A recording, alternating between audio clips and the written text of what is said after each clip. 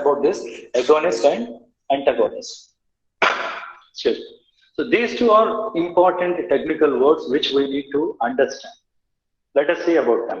See what is happening in drug receptor interaction. A receptor is there, drug goes and binds with this receptor. The ability to bind with a receptor is known as affinity.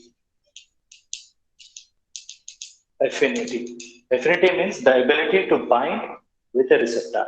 It's called affinity. Drug receptor interaction can show these conformational changes only when the drug can bind with this receptor. That ability is called as affinity. Now, what happens after that? Once it binds with the receptor, because of conformational changes, it shows some activity. And that activity is known as intrinsic activity. Intrinsic activity. Now see, in order to be an agonist for a ligand, it has to show two properties. Affinity, intrinsic activity. Affinity means the ability to bind with the receptor. Intrinsic activity means after binding with the receptor, because of conformational changes, it will show some biochemical change. That is what is action is. That is what we call it as intrinsic activity. Look at this. We call full agonist and partial agonist. What is happening with them? Because all the receptors are converted into active form, or here it is majority of receptor in active form, conformational changes occurs. That is what result in a biochemical change. So binding is affinity, bringing that biochemical change is intrinsic activity. Now look at the antagonist. Antagonist will also have this affinity. Affinity means the ability to bind. See what has happened in this antagonist. The ligand is binding with the receptor. But what happens with intrinsic activity? There is no intrinsic activity. So this is the brief difference between agonist and antagonist. Both of them has to go and bind with the receptor. That ability is called as affinity. Unless it binds with the receptor, it cannot show any action. That is called affinity. Whereas intrinsic activity, the ability to bring a biochemical change is only there with agonist. It can change the intrinsic internal environment. Whereas antagonist, it cannot do it. That is the reason why see the equal distribution of active and inactive receptors conformations are there, and that will not bring any action, hence they are known as antagonists. Clear? Moving further. Now see, agonist has got two different sites are there. They are known as orthosteric site and allosteric site. Understand this one. As I told you, receptors will bind with physiological ligands, that is already the ligands which are present in our body like neurotransmitter and hormone. They will also bind with drugs. Now for all receptors, there are certain sites known as active sites. Imagine this one is a receptor. This is an active site to which the drug ligand goes and binds. Now this primary active site is known as orthosteric. Steric means three-dimensional. All the receptors will be in three-dimensional shape, hence it is, the name is steric is there. Whereas ortho means correct or direct. Ortho means correct site. That means the site or active site to which physiological ligands as well as drugs will bind, that particular site is known as orthosteric site. But along with this, now some of the receptors, what happens is, along with this primary active site, they will have some other sites to which certain drugs goes and binds there. That other site is known as allosteric site. Allo means other. So you have two sites are there, orthosteric site, allosteric site. Ortho, a correct or direct primary active site. Allo means other site. It is not this active site, other than this active site is called as allosteric site. So drugs can either bind with this site or the allosteric site. It could be any way. Now, moving further to antagonism. Now, antagonism, we have got so many types of antagonism. Now, the first and primary important one is competitive. Competitive means understand this concept. Let's say,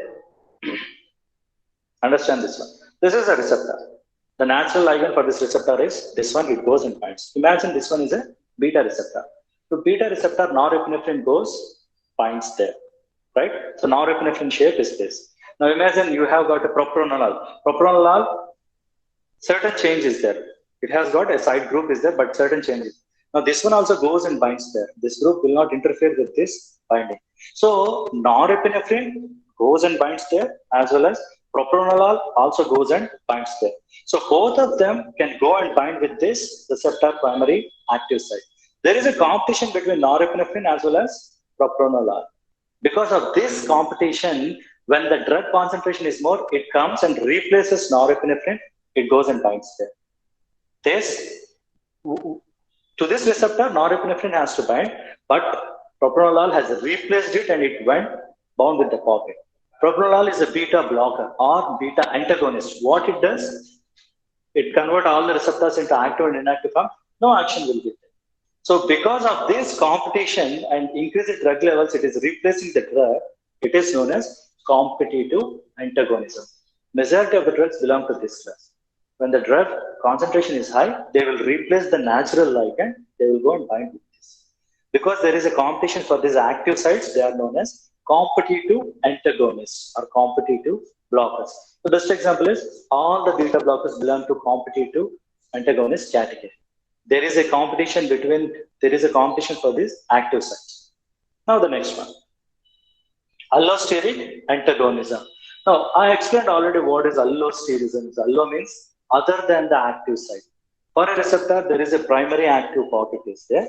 There are other sites to which drugs can come and bind with them also. And that site is known as allosteric site. Now imagine, for a receptor, if a drug comes and binds with this allosteric site and inhibits, inhibition means changing the conformation. If the conformation is changed, if the drug activity is inhibited, that is called allosteric antagonism. You know about strychnine, Naxavomica drug is there. Strychnine is a kind of, strychnine can be used as a dog poison. From Naxavomica, you have strychnine and brucin are there. Both of them can be used as poison. The reason is they cause hyper CNS activation. They may result in epilepsy, death also. How do they cause? In the brain, you have glycine neurotransmitter. It's there. When glycine neurotransmitter binds with this receptor, it causes CNS inhibition. Now, what happens is when people take strychnine, instead of binding with this active pocket, it binds with allosteric site and it will not allow the binding of glycine. If glycine is not binding, CNS inactivation is there. If CNS inactivation is not there, what happens? CNS activation will be there and that results in kind of epilepsy. Now, how this strychnine is showing its action? Not binding with the active site, but binding with other than active site. That other site is known as allosteric site. So that is allosteric inhibition. Now the next one, chemical antagonism. Now, as the name indicates, certain drugs will interact chemically. They will neutralize that particular molecule and then causes antagonism. Take for the examples, most of the poisons, like antidotes, how antidotes work, they go bind with a particular molecule, neutralizes that, and that is what we call it as chemical antagonism. Chemically, they will bind with that particular molecules and neutralizes them. Now, the final one is functional, or it is also known as physiological. Imagine this thing. You know about bee stings. Bee stings, when one bee stings, you have a rubor collar dollar response. Rubor collar dollar means redness, increase in temperature, formation of edema. That is a typical responsible we see in inflammation. Rubor collar dollar, redness, increase in temperature, fluid accumulation. Now these responses are because whenever a bee sting is there, when bee stings, it releases histamines. Now the job of histamine is it causes vasodilation. Vasodilation means blood vessel is dilated. When blood vessel is dilated, lot of amount of blood reaches there, and that is what causes a kind of swelling. That is the reason for edema formation or swelling, inflammation. Now, what the histamine is doing is it is causing vasodilation. Now, if there are a lot of bee stings are there, what happens? All the blood vessels will get dilated. What is the problem with dilation of blood vessel? Hypotension, which may result in cardiovascular collapse, which is very dangerous. That is what happens during accidents. You know what happens in accidents? Whenever there is an accident, blood vessel rupture occurs and fluid volume goes out. The blood will be going out. When blood is going out, the internal tension, what happens? Blood pressure, it goes down. That results in cardiovascular collapse. So cardiovascular collapse can occur in both the ways, either by losing blood or persistent vasodilation. If the blood vessel is dilated, pressure will goes down. That is very dangerous. Now, in such cases, when someone has got a lot of these things are there, you need to cause vasoconstriction. In such cases, to treat that, epinephrine is given. Epinephrine causes vasoconstriction. Now, what is the problem? Vasodilation. Now, how are you acting? You are not acting on the same histamine mediators. You are acting in a different mechanism by using a drug which is causing constriction. So that is called as functional or physiological antagonism. You are showing physiological opposite action. Histamine, vasodilation. Physiological opposite is vasoconstriction that can be bring about by epinephrine. Antagonism. So these are all the various types of antagonism. Competitive, it occurs because of competition to this active site. Majority of the drugs belong to this competitive inhibition. Now, in that competitive inhibitors, primary example is beta blockers.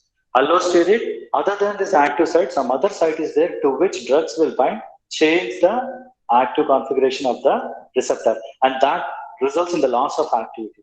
Example is strychnine. Now, chemical equilibrium or chemical neutralization will causes loss of activity. Antidotes, most of the antidote means an agent which is used to treat poison or neutralizes poison. And they act by binding with that particular chemical and neutralizes it. Chemically, they will act. Example for chemical antagonism. Last, functional or physiological antagonism. When histamine is released, the physiological effect is vasodilation. How do you, that causes severe hypotension. How do you treat that? By causing vasoconstriction, physiological response. How do you cause that vasoconstriction? By administering epinephrine drug. So this is about antagonism. Now finally, let us see some of the